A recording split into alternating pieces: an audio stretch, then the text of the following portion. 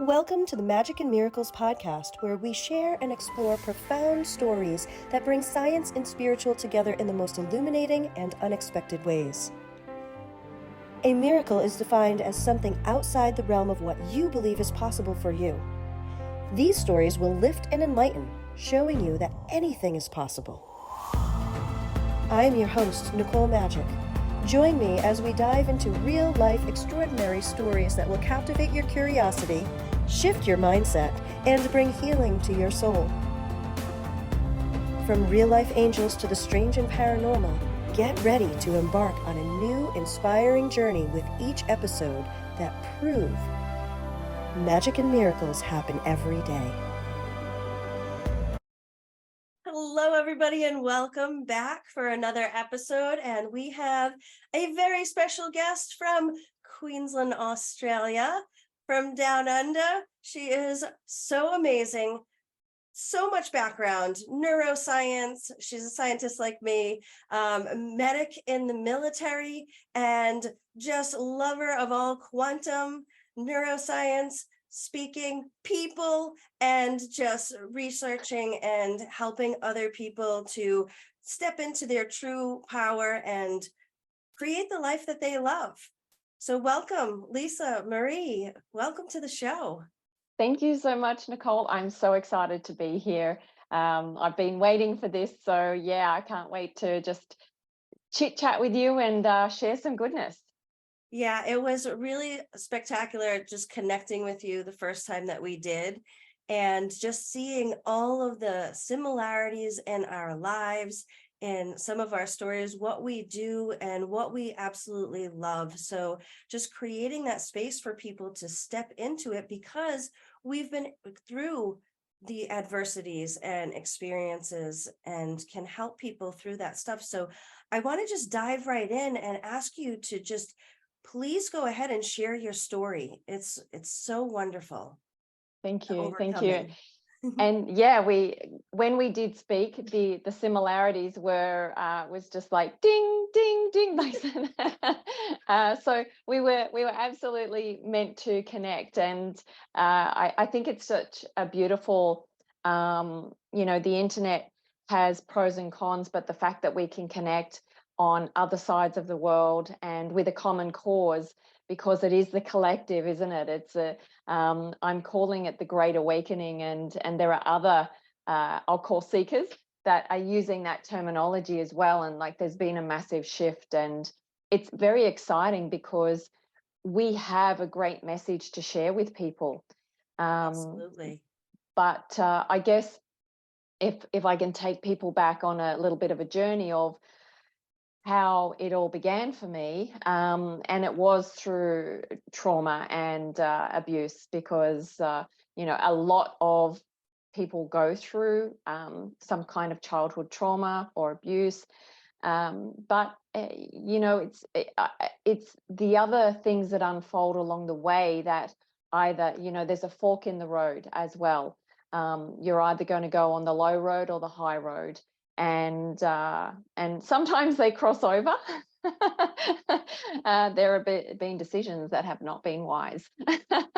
But the first real memory I have is when I was about 4 years old, and my sister and I were called into my parents' room, and my dad was sitting on the end of the bed crying with a single suitcase. And he just said to us, "I can't stay here anymore. I have to leave."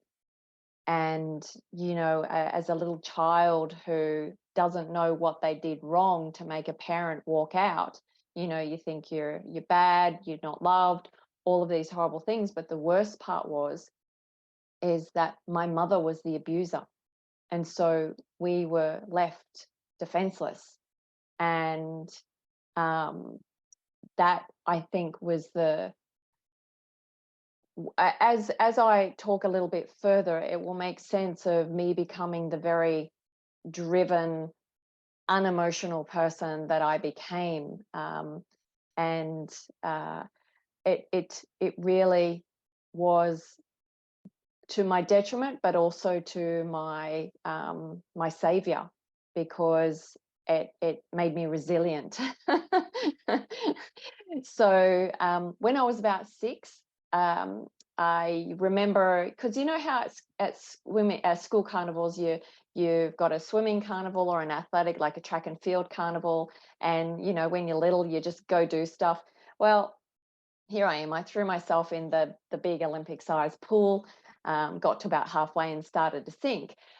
But as I was getting pulled out of the pool, I thought, hey, this is really cool. I enjoy swimming. So I want to be a swimmer, Wow. even though I nearly drowned. It's That's, weird. that is weird. But it's interesting how these little things happen in our life. And it was actually a calling to me, because it meant I was not at home for 5 hours of the day. There was before and after school training, and then there was school in the middle. But I was, at the age of 6, I was surrounded by champions. I was surrounded by people with a champion mindset. There were national swimmers, world champion swimmers, and even an Olympian in our squad. And I looked up to those as role models because I didn't have one. And we did so much mind work at that age. I learned how to do mind movies of swimming the race in my mind and winning in my mind. So these things were, I say, gifted to me at such a young age. When I was, it became, my mother had very violent psychiatric illness. She was in and out of psychiatric institutions while we were growing up. Back in the day, there wasn't a lot of child protection, so we sort of had to stay with her. And with what happened as I grew into my early teens, because I was such a strong-willed person, you know, obviously with the athletic side. And as a teenager, you sort of start to fight your own way in, like the leader of the pack, and you want to be heard, you want to be seen, all those kind of things. Yes. But my swimming, because I was a champion, I became a national champion in my particular stroke. But it became her obsession. So it was just another thing that I started to hate. And I left swimming. And here was the game changer. I actually joined a martial arts club that was a metaphysical club. And it was twofold. So one, I could defend myself in a different way. And secondly, I learned about Tai Chi, meditation. I was only about 14, and channeling internal energy and learning how the power of that, like mind-boggling as a young teenager to be able to use internal power to do things. You know, it was sort of like Bruce Lee. Not quite like, but you get the picture. Yeah. But I felt really at home. I felt comfortable. I felt like this was normal for me to be able to have that internal connection to something beyond our eyes and our senses. Also, you know, while I was growing up, I dreamt a lot of flying around with the stars. There were different planets, like there were big planets with different moons and all these other things. Obviously, you know, as we get older, we hear about astral travel. So, you know, this was something that I was having as a very young child. So, you know, there's always been this little voice inside of me that was saying, there's more to life, Lisa, than the horror story that you're living in. So, you know, it was like, just keep going, just keep going. You're going to get through this. And that really was what kept pushing me forward. Something just came to my mind about, you know, when we're feeling these negative emotions at such a high level at such a young age, and we can't really make sense of it or process it. I feel it, because that used to happen to me too, right? We talked about this where I used to pop out and I used to meet people down the street and we would just fly around, what seems like all night long, right? Just having fun. But I kind of feel like, when we're processing these heavy things and we really don't know how to process them maturely, we do that because we're meant to come out of the body and, experience the astral. We do it naturally. Many times we just don't remember, but we remember as a child because it actually fills us with that remembrance, that freedom, that joyfulness, that we long for that connection with ourselves and others. So I think that it's kind of even like this safety mechanism that keeps our spirit charged. So I just wanted to say that because maybe somebody out there needs to hear that too. Yeah. It was just like I wanted to get the heck out of here. So I wanted to just not be in my body in this house with that crazy person. So because every day, every moment of my existence was fear when I was awake. So it was it was I guess that sense, as you said, is that still there's where when we are in our entire self, where we're safe, we're free, and that is always there. That presence is always there. It's just that because we're so stuck in our physical form and all of our life force is being sucked out of us because it's so consuming, people are living in the hormones of stress and survival, that we don't have that energy field around us to be able to take advantage of that. So it was just extraordinary, and I guess that was part of those whispers that I had, is that just there is way beyond what I'm living in my physical home. And so I actually ran away when I was 15 or 16, I can't remember, because my mother was actually telling me she was going to kill me while I was sleeping. So that was just like, it was just beyond bearable. And so I went to a halfway house. Back then it was like with drug addicts and alcoholics and all sorts of things. And it was just refuge for a couple of weeks. I ended up going back home, finishing my year 12 at school. And then I ran away again to the army. So was just like, yep, I'm out of here. But it's interesting, Nicole, that when obviously for the people who understand the chakra system, our first three lower centers are our survival. What had started to happen as I was maturing and going through puberty, I started to have a lot of hormonal issues. It was the beginning of endometriosis. And that was very devastating to my health because it became systemic. I was just dying of sadness inside, sadness and fear. And by the age of 33, I'd had surgery 14 times. I had a hysterectomy at 29, lots of hormone therapy. So, that area was very, very blocked and sick. But while I was in the army, I also had a serious accident and smashed my hip, which left me lower limb disabled. So for the next 30 years, I could not mobilize unless I was walking on a walking stick. So my entire being was a state of suffering because that's what I was used to. It's interesting how life unfolds. You have accidents, you have bad things happen to you, to keep you where your nervous system is at and your level of consciousness.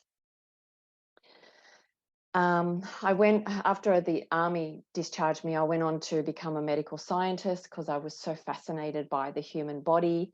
And as we know, we are just vibrating energy. Yeah. Science proven. My role was looking down a microscope examining cells because I was a hematology scientist. And the beautiful thing about that is that you understand that we are just literally trillions and trillions of cells, which is just vibrating energy in a human form. But the thing about that is that depending on where our emotional status is where our gene expression is, whether we're sick, happy, depressed, overwhelmed, all sorts of disease states going on. So literally your personality determines your personal reality. Yes. And the energy that you're thinking, feeling constantly is directing your body on how to respond. And when the energy is so low, disease manifest. That's a fact. Like there's over 120 illnesses that's directly associated to lifestyle, emotion, poor nutrition, all these lifestyle habits and things. But we can think ourselves sick, and we can also think ourselves well. It's been proven, and I'm living proof of that as well. By the age of 33, I was bedridden. They'd chopped so much out and they said, there's nothing more we can do for you. But the inner voice kept saying, Lisa, you will find a way. You will find the solution. So I always went by that inner guidance. And all I want to say to the listeners is, if you're feeling overwhelmed and just life is a train wreck, I understand. I've been to the bottom many, many times. I've lived in darkness many, many times. But you have to learn how to become still, to listen to what is going on. And that's really, really important.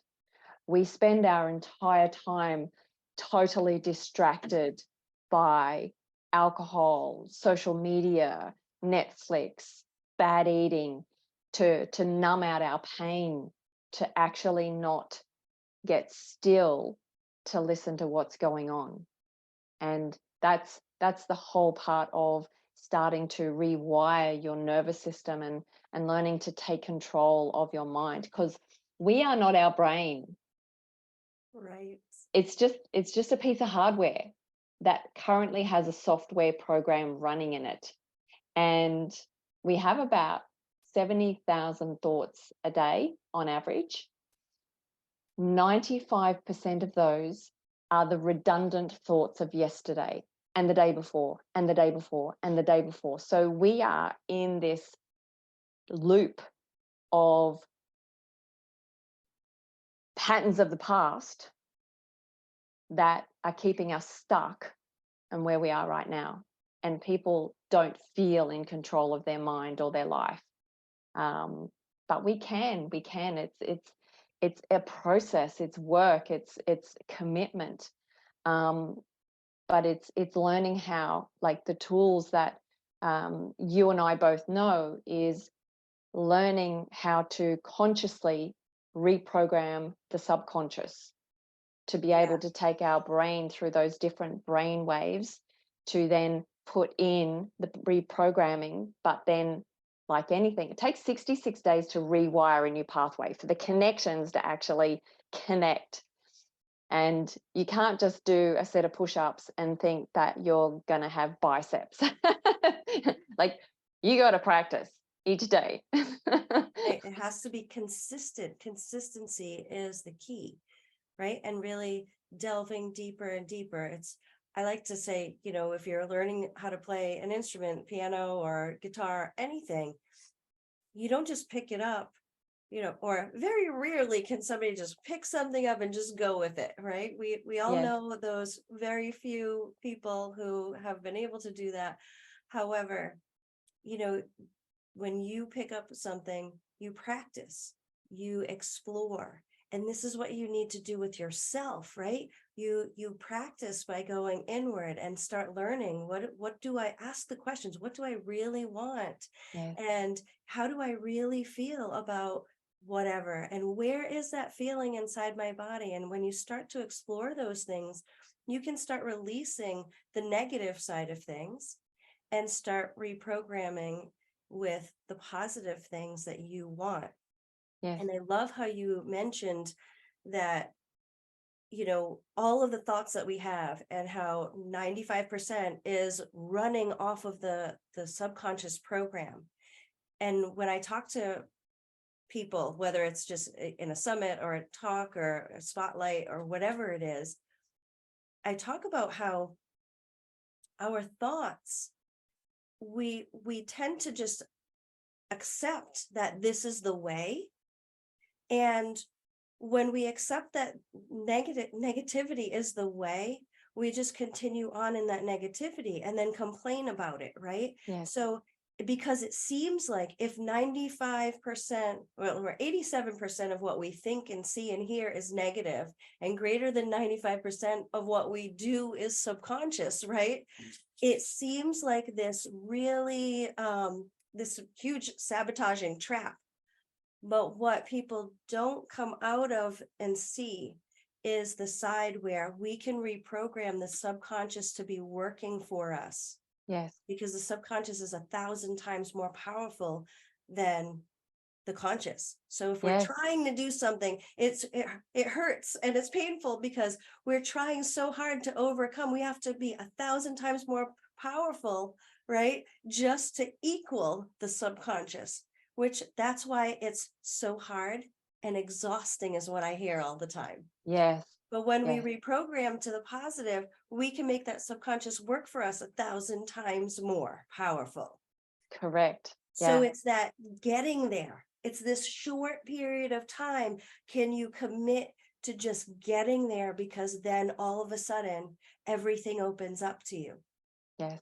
So I Yes. wanted to, really get that in with the That's listeners, it. because some people are hearing this for the first time and some Yes. people are hearing it maybe for the 10th time and still it hasn't sunk in, because it's not going to sink in until you are ready. So when Yes. you're ready. And if you're not, you just continue on until something sparks that divine Yes. sensation of, okay, it's time. Yes. Yes. And that's exactly right. And the silly saying is, you don't know what you don't know. It is so true until somebody plants the seed and then you actually go, oh, I might learn more about that, or what if it's true? My entire life, I have lived the what if game because I didn't like where I was. And it was the only way forward. I've had abusive husbands. The second one, because I was always very driven, Nicole, because I didn't get my mother's love. It was very narcissistic.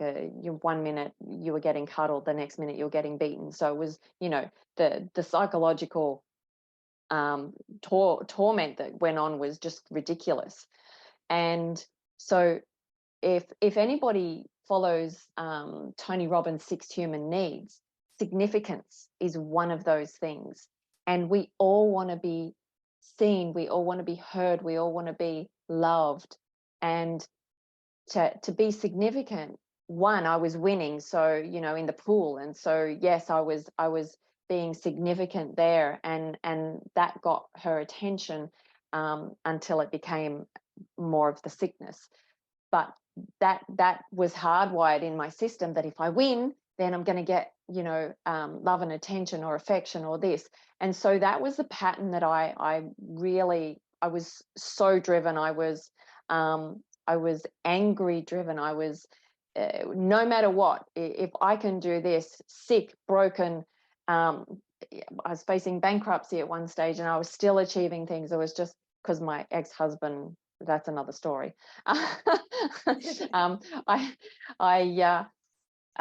Because I was so driven, and when I was working as a medical scientist, I saved all my money. I got a couple of investment properties, and he wanted to buy a small business. And I was young, naive, and he said, well, we can use your investment properties as going guarantor. You know where this story's going, don't you? Yes, I do. Oh, goodness. Yep. Well, in 20 months, the business went broke. We separated, and he walked away with money in the bank, and I walked away with $500,000 debt and facing bankruptcy. So And I was homeless by that stage. So, you know, when people talk about their hardships, it's just like, sometimes it's really hard to stop and look at the lesson in there. But in every lesson, there is a gift. It just led me to be able to find the next mentor, the next person that could help me expanding. Because every time I achieved something, I was expanding a little bit and my mind was expanding. And as we know, is once you start expanding, it never goes back. Yes. And so it was just that evolution story. But I left medical science because I was sick of being surrounded by death. I was working with cancer patients, was very pharmaceutical driven, not wellness and prevention orientated. It was, what drug can we give you now? And that wasn't in line with my own philosophy, because I needed to find my own health solution because they weren't helping me. And I was told there's nothing more we can do for you, and nobody should ever take that. ever. So I then Hold on. I want to flip that, because there's nothing we can do for you. If you ever hear that, say thank you and walk away and find someone who can, right? Yes. Because, or look within yourself, because you can, but also find the support that can support you in finding your thing. Because just because somebody says we can't help you doesn't mean that no one out there can, and you can't find it within yourself. So I did want to just drive that home, just in case. 100%. We are entitled to get a second and a third and a fourth and a 10th opinion. And that was what I told one of the doctors. I just said, if you don't do X, Y, Z that I'm requesting of you, I will go and find somebody who will. Consequently, after I challenged them, they turned around and agreed. But they don't like to be challenged because they don't like to be challenged. But you have every right to, and just go and find a healthcare practitioner or something in the support system that they will listen to you. I could go on that soapbox for a very long time, but I won't. I'll put it into, you know, the goodness of basically how what I'm trying to do is share the story of how I kept going within to find this next solution forward, but also asking for help. It's just like, help, help me. I need help. Give me the answer. And, you know, whether it's God or the divine universe or whoever you ask, that cry for help, then you've got to be awake, because there's always little breadcrumbs, that there are things that pop in front of you that you might not normally take notice of, but they're in front of you for a sign, and it's the next doorway to walk through to be able to find your solution. And so I went into holistic medicine after that, and integrative nutrition. I started working with some herbal-based nutrition products that really started to transform my own health and my own gut issues, because I had eating disorders and all sorts of stuff going on. And by the way, that is itself is self-harm. Whether you overeat or undereat, it's self-harm, and you're trying to hide from the real pain of why you're doing it. So that's something that I'd like people to think about, and that's a whole nother topic in itself as well. Like we could go off onto many tangents. We might have to have you back to talk about that, because that is would love to. Something that I know is super important to people. Yes, and it's a massive problem. It is. Yes, because literally for the last 20 years, I've my main client base has been women, and helping them get their weight and their hormones under control.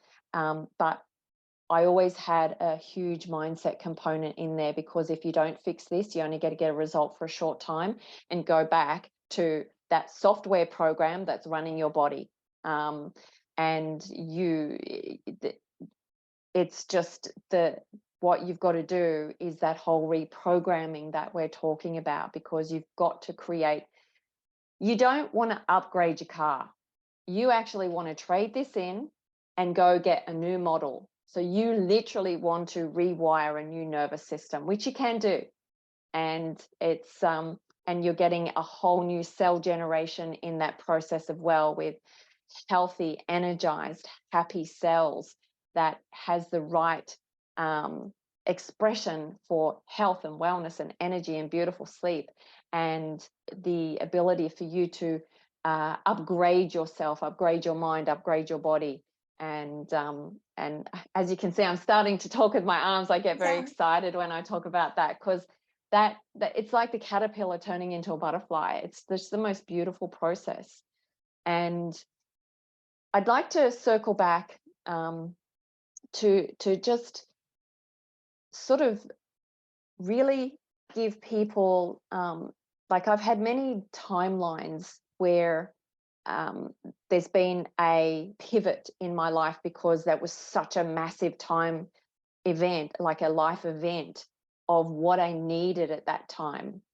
And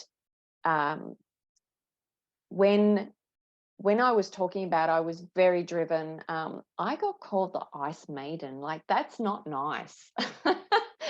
Like, how much of a hard ass was I? Right. So, but I didn't have excuses, and I just thought people shouldn't have excuses if they want to change.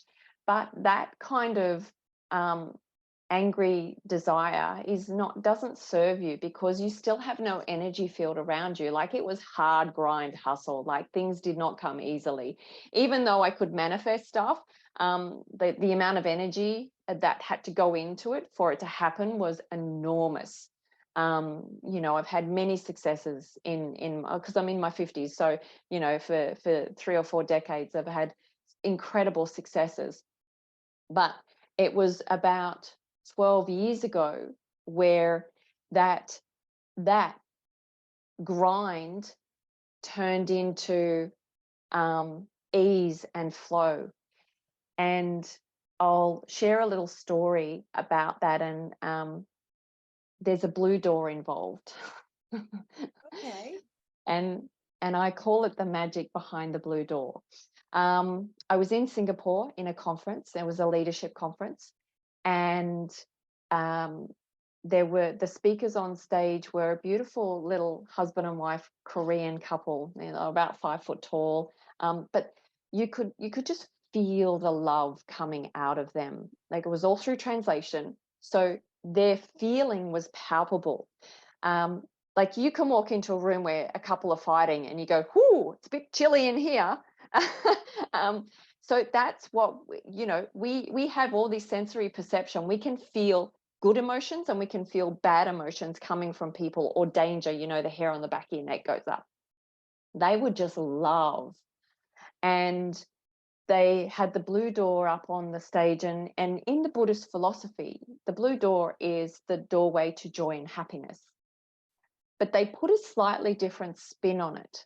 And I get very, I have actually a visceral reaction when I talk about this. They actually said the blue doorway is the doorway to your heart. Is your heart open or is it closed? And at that moment, I had this really heavy, crushing feeling on my chest. I burst out crying. I was just so, because I had this moment of, I've spent the last 40 years with my heart locked shut and angry. And we don't even know that we're angry. That is such a powerful thing, to realize that you're living angry. And it's that subconscious thing.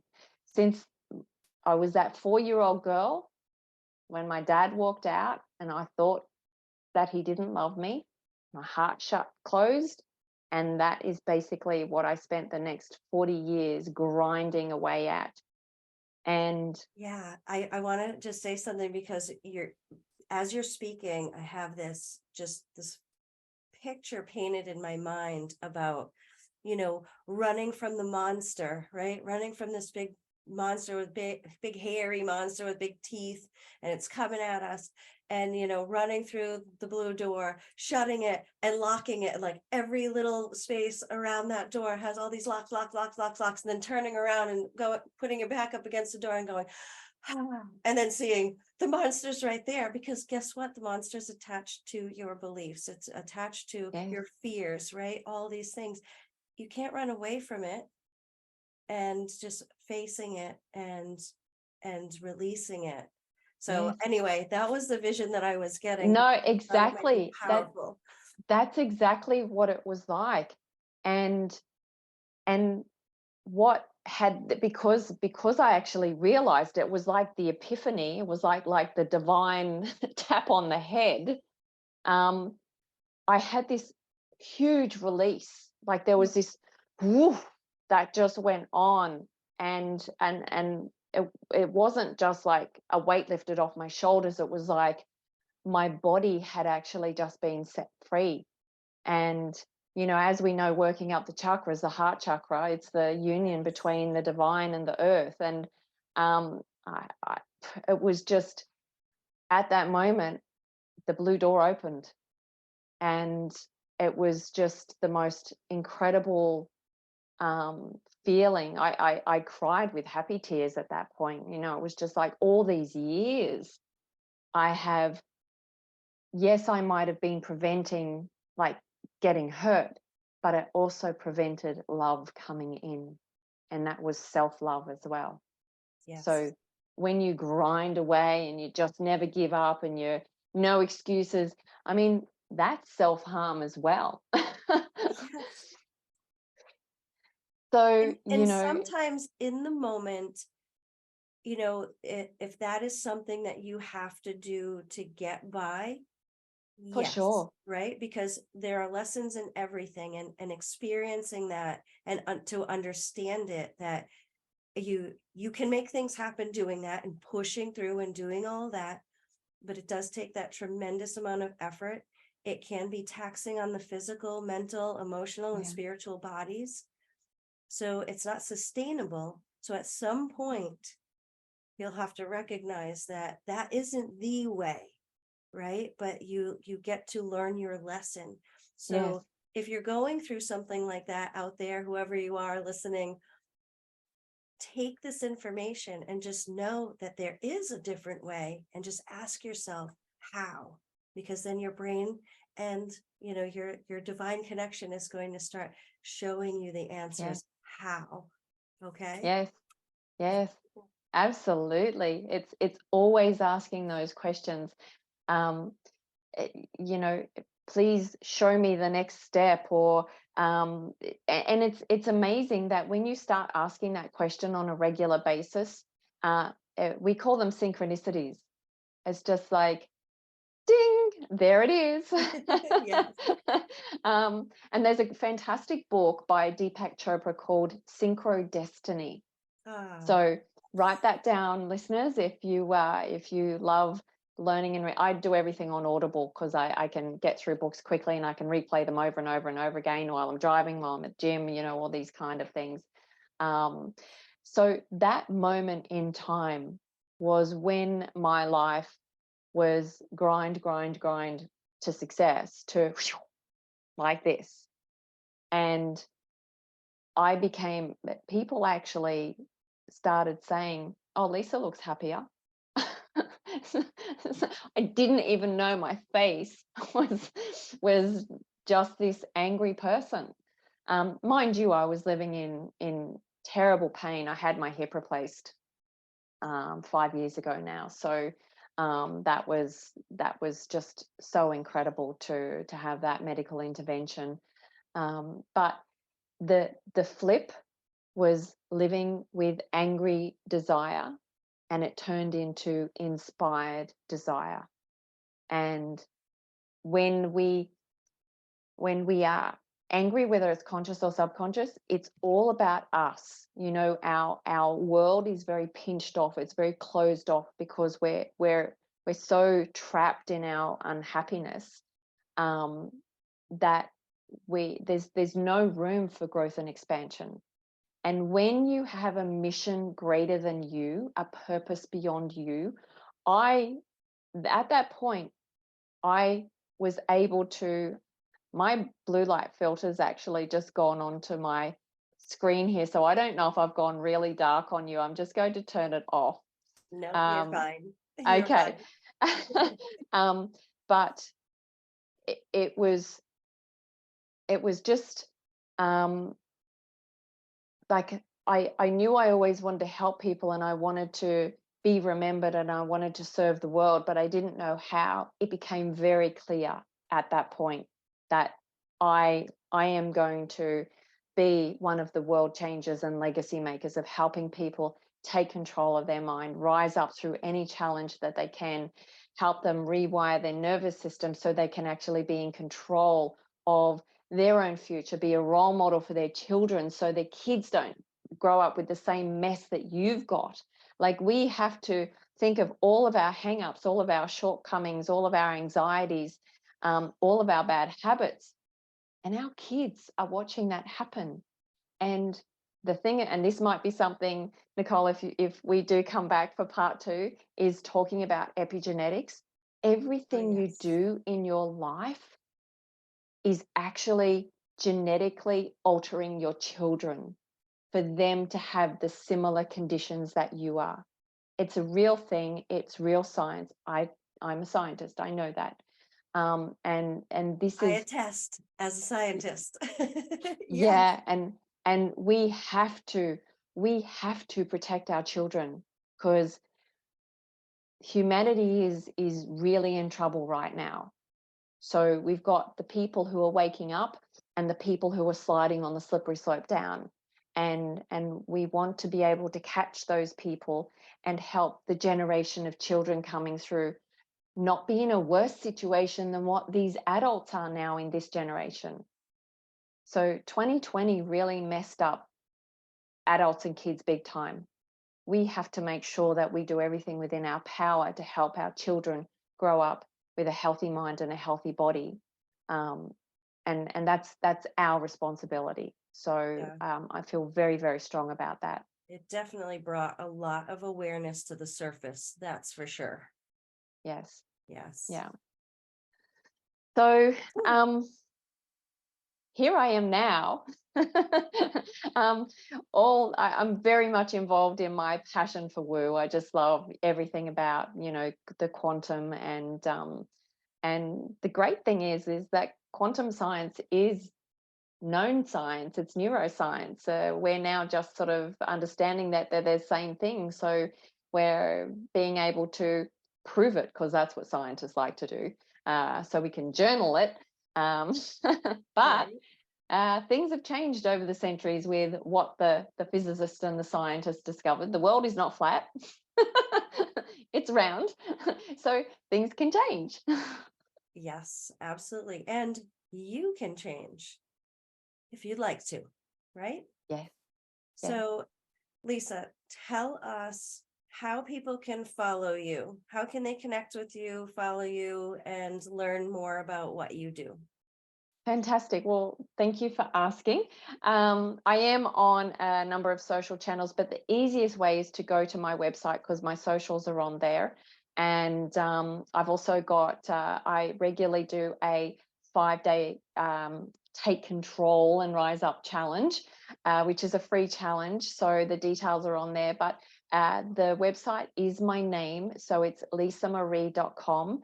So it's Lisa, Lisa. And Marree is spelled a little bit differently. We've got MARREE.com.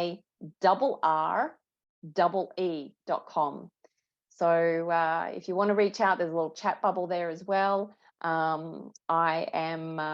I've got lots of free resources, and just love to help plant the seeds of people starting to wake up. I've got a signature course which is really quite involved in going through that reprogramming process.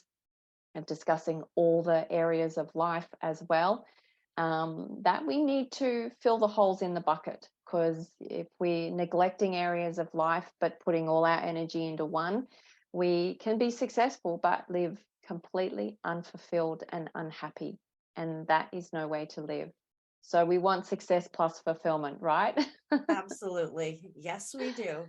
So all of that is going to be in the description so that you can just click and follow. So make sure that you like this and subscribe to the channel and follow Lisa Marree for more on neuroscience, health, wellness, and everything good and possible. All right, everybody. Thank you so much. Thank you, Lisa, for being here. Thank you so much. We wish you a spectacular day wherever you are. Bye, Bye-bye. everyone. Thank you for joining us for the Magic and Miracles podcast, where everyday folks like you share their life-changing stories. The world wants to hear your extraordinary story, so is it about time you tell it? You might just end up being someone else's miracle waiting to happen. If you would like to be a guest on the show, please submit your application for consideration. If you would like to nominate a guest or submit a personal story to be read on the show, please contact us via email. In the meantime, enjoy the journey. You never know when you will experience a miracle that will change your life forever, or if you will become someone else's real-life angel. Goodbye for now, and see you on the next episode of Magic and Miracles, the podcast with wings.